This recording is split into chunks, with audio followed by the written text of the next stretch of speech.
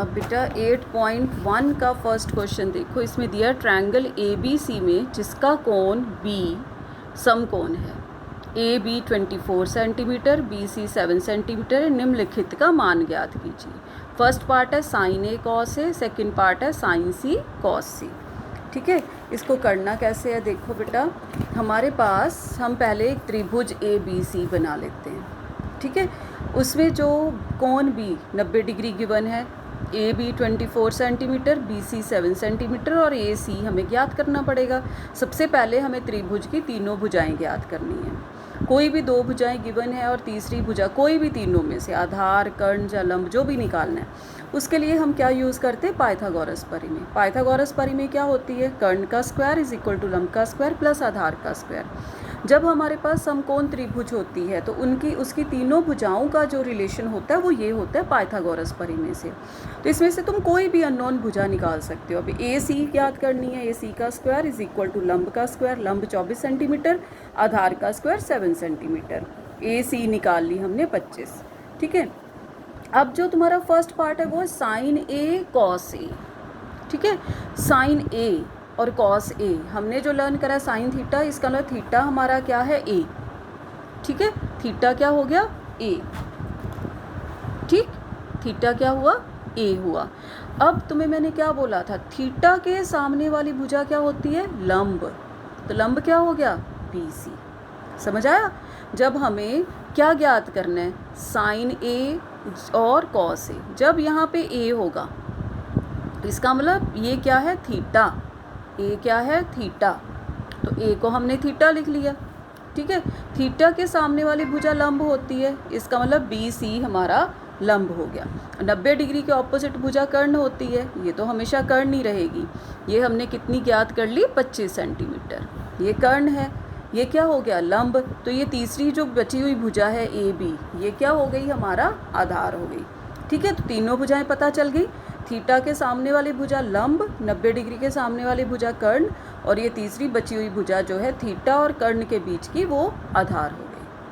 ठीक, तो ये तीनों भुजाएं हमें पता चल गई। अब साइन A पंडित बद्री प्रसाद हरी हरी बोल सोना चांदी तोड़, उससे जो साइन A है वो क्या हो गया P/H, लंब बटे कर्ण, लंब अब BC है बटे AC 7/25। कॉस A क्या था B/H, आधार बटे कर्ण 24/25। ठीक है, ये फर्स्ट पार्ट हो गया। अब सेकंड पार्ट देखो बेटा, अब तुम्हें सेकंड पार्ट में फाइंड आउट करना है साइन C और कॉस C। ठीक है, साइन C और कॉस C। अब ये त्रिभुज एक बार दोबारा बना लेते हैं। ठीक है, A B और C, ये 25 सेंटीमीटर है, ये 24 सेंटीमीटर है और ये 7 सेंटीमीटर है। ठीक है, ये 90 डिग्री का कोण है, ये तो चेंज नहीं हो सकता। अब क्या है थीटा की जगह C। अब थीटा, इसका मतलब अब हम थीटा किसको लेंगे, इसको। समझ आया। अब हमें साइन C फाइंड आउट करना है, तो थीटा क्या हो गया C हो गया। ठीक है, तो अब पहले तुम इनको फाइंड आउट करने से पहले अब थीटा के सामने वाली भुजा क्या है, लंब। थीटा के सामने वाली भुजा क्या होती है, लंब। इसका मतलब लंब क्या हो गया AB 24 सेंटीमीटर, 90 डिग्री के सामने वाली भुजा कर्ण 25 सेंटीमीटर, कर्ण वही रहता है, और जो तीसरी बची हुई भुजा वो क्या है, आधार है ना।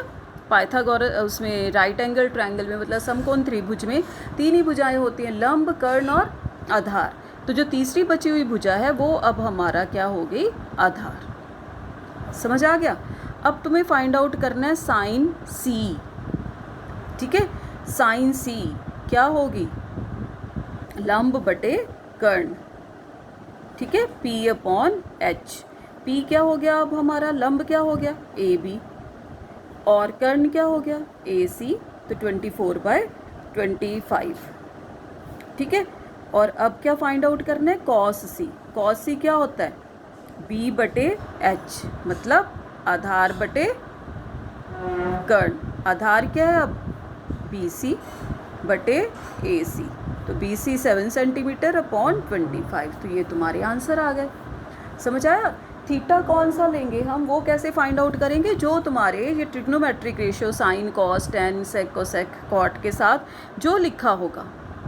सी लिखा है तो थीटा हमें सी को लेना पड़ेगा, ए लिखा है तो थीटा हमें ए को लेना पड़ेगा, बी तो थीटा हो ही नहीं सकता, वो तो 90 डिग्री है। ठीक है, तो इन दोनों में से जो 90 डिग्री का कोण है, उसके अलावा जो दो कोण हैं उनमें से थीटा हम इसको देख के लेंगे जो ट्रिग्नोमेट्रिक रेशियो के साथ लिखा है। ठीक है।